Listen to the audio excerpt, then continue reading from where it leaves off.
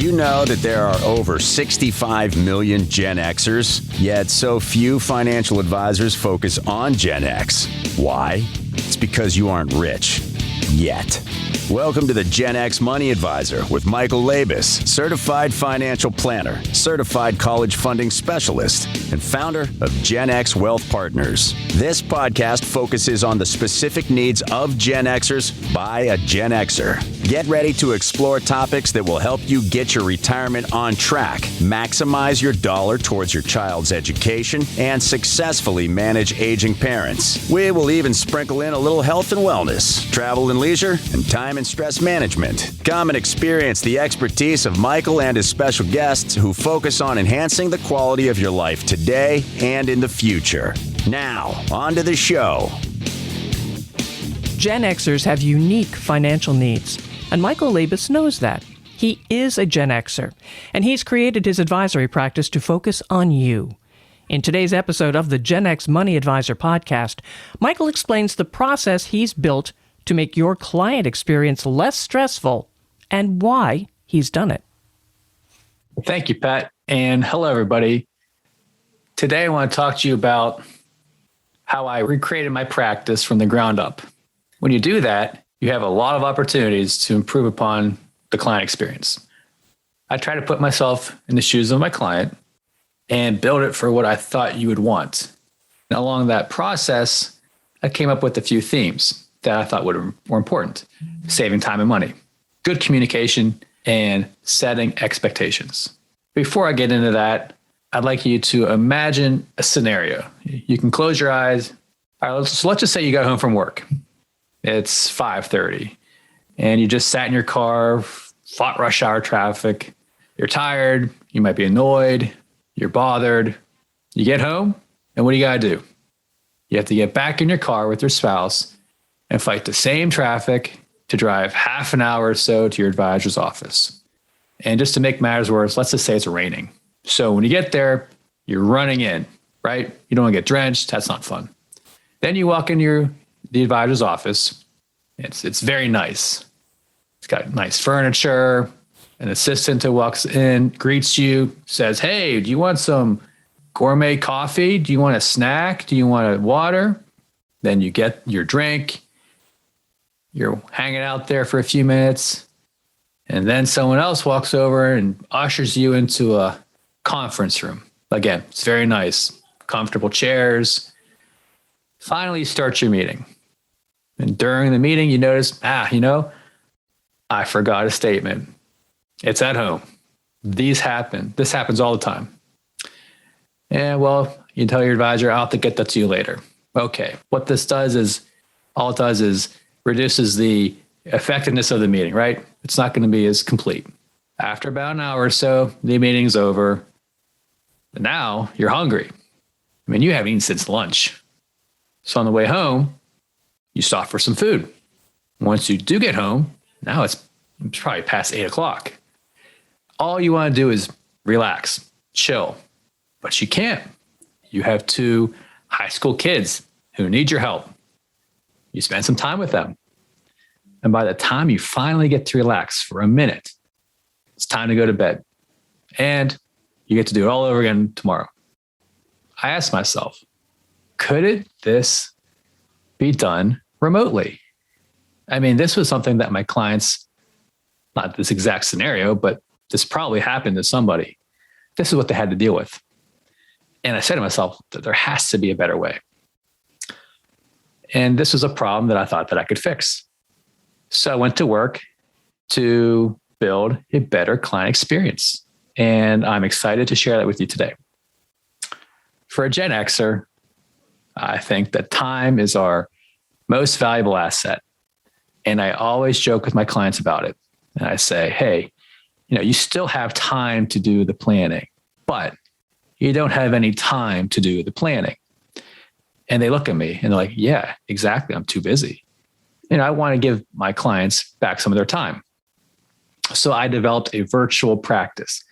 And let me tell you something.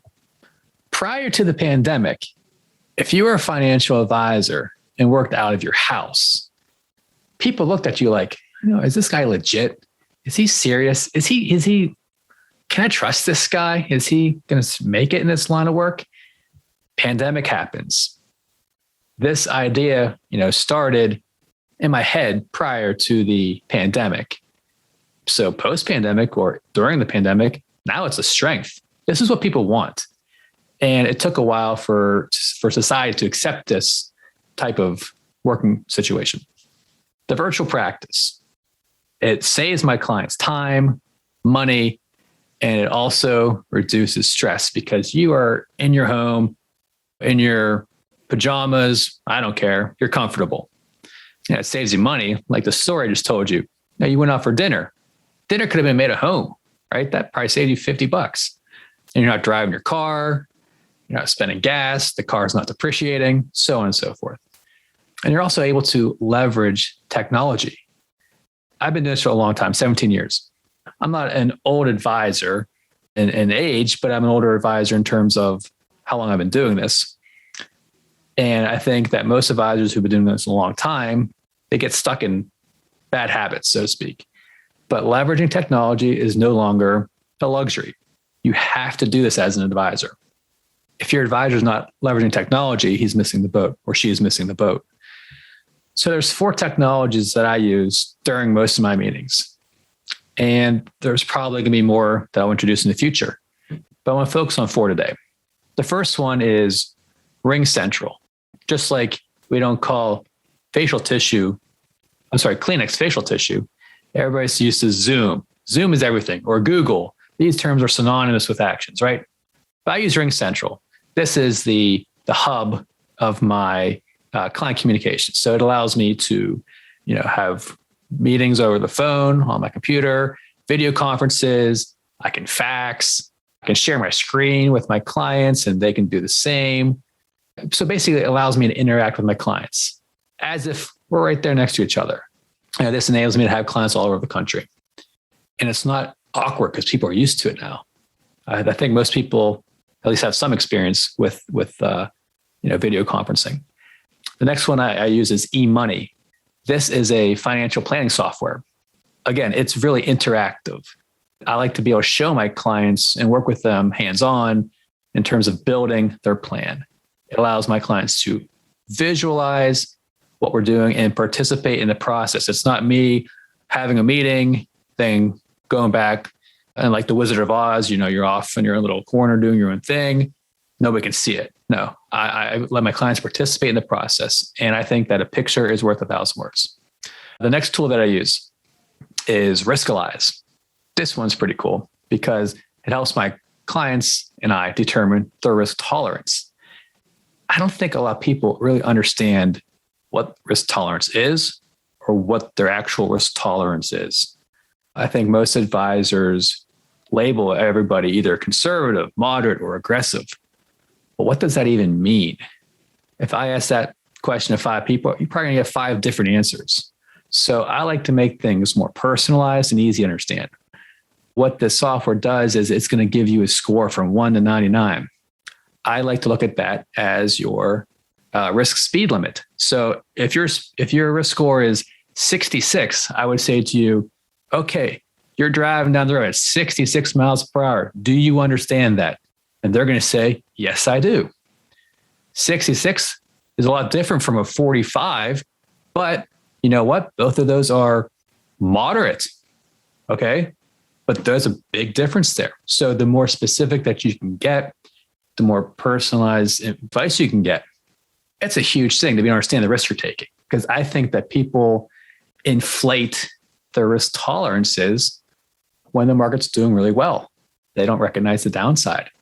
But when the market pulls back, that's when they recognize, oh, geez, I'm not an aggressive person. I might be more moderate. Or it could be the opposite. But I think true colors come out when the market does pull back. By utilizing this software, in a couple minutes, I can show my clients the risk they are taking. I can then look at their portfolio and show them the risk they are taking. And ultimately, we can determine the risk you need to be taking. And that's pretty powerful. Lastly, I use College Aid Pro. This is another software, but this one focuses on advanced college planning. And I'm going to talk about this one in the future, but just a brief taste of what this does is it allows me to show my clients the most efficient ways to pay for college, identify schools that will give them the most competitive aid packages. What can they can expect from how much is this going to cost me, cost of attendance. And also it's going to allow me to help you pinpoint schools that fit your criteria. Maybe you want to, have your kid, be within 500 miles. That was my rule that I had with my parents. Maybe it's 200 miles. Maybe you want schools that are only ranked by Forbes. Maybe you have a certain budget that you want to keep within, so on and so forth. But again, this is interactive, hands-on, and I can actually give my clients access to this software so they can have fun with it as well. These are the 4 technologies that I use in most meetings, and they allow me to interact with my clients and get them engaged, which I think is the most important thing. It's okay to be passive, but I think that the more you put into something, the more you're going to get out of it. The second thing that I want to talk to you about is good communication. And I think that's the key to any relationship, personal, professional communication. That's the heart of it. And I try to make myself very accessible to my clients. All my clients, at a minimum, they're going to get an annual review. But most of them, they're going to have semi-annual or even quarterly if they see fit. And I've also implemented ways to reach out to my clients to check up on them as well. One is via Riskalyze, and that allows me to get feedback on my clients' thoughts on the market. And if they're really positive about the market, that's great. But if they're not, if they're feeling like, well, I'm not sure about this right now, it gives me an opportunity to reach out to them to see, hey, what's going on? Why do you feel this way? If there's an opportunity to reduce your risk or make you feel more confident about your situation, that's an opportunity. Because deep down, as much as we like to think that we are financial advisors, we are not mind readers. I also can't predict the future, and I don't have a crystal ball. I had some pixie dust early in my career, but I used it all up, so I'm out. It's great if we were, but communication is really the answer to what we're talking about here. I don't know what's going on in your life unless you let me know. We communicate as much as we can, but it's a two-way street. It's as important for the client to reach out to us to let us know when something's going on. I also do periodic surveys when I'm thinking about introducing a new service or looking for some feedback, good, bad, ugly, hopefully good. I also want to make my clients feel appreciated because I'm in this business to help people. That's why I got started. That's why I started this company, because not enough people are helping Gen X. And then lastly, it's about setting expectations. That's super important. Sometimes clients will judge their relationship with their advisor on market performance or some other metric, but you can't control that.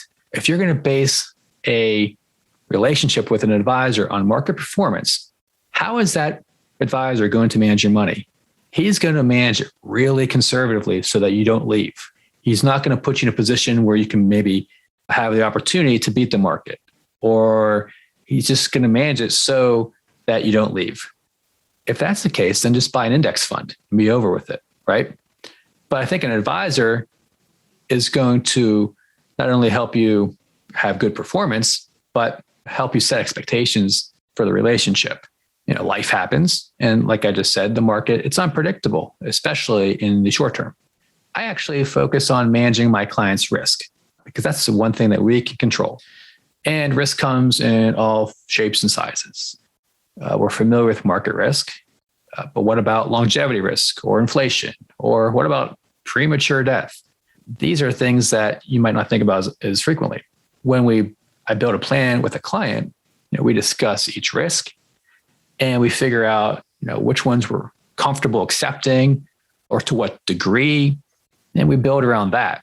This way, my client is comfortable because they not only understand the risk they're taking, but they were also part of the process, which is, by the way, ongoing. In summary, my goal is to help clients save time and money by running my practice virtually. I use what I call breakthrough technologies because those have really revolutionized how we interact with clients to enhance my clients' engagement, their knowledge, and improve their overall experience.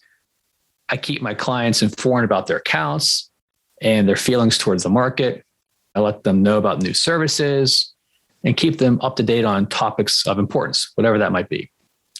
And lastly, I manage your finances built around your risk tolerance and preferences. It doesn't matter what I think because this is all about you. If you're curious about learning more about how and what I do to help Gen X take control of their finances, you can go to my website at www.genxwealthpartners.com. You could also follow me on Facebook and LinkedIn. And best yet, you can subscribe to this podcast where I will be discussing hot topics each week to keep you ahead of the curve. Thank you for listening to the Gen X Money Advisor podcast. Click the follow button below to be notified when new episodes become available. The information covered and posted represents the views and opinions of the hosts and/or guests and does not necessarily represent the views or opinions of Gen X Wealth Partners. This content has been made available for informational and educational purposes only. The content is not intended to be a substitute for professional financial advice. Always seek the advice of your financial advisor or other qualified financial service providers with any questions you may have regarding your individual situation. Securities offered through Kestra Investment Services, LLC, Kestra IS, member FNRA SIPC. Investment advisory services offered through Kestra Advisory Services, LLC, Kestra AS, an affiliate of Kestra IS. Gen X Wealth Partners is not affiliated with Kestra IS or Kestra AS.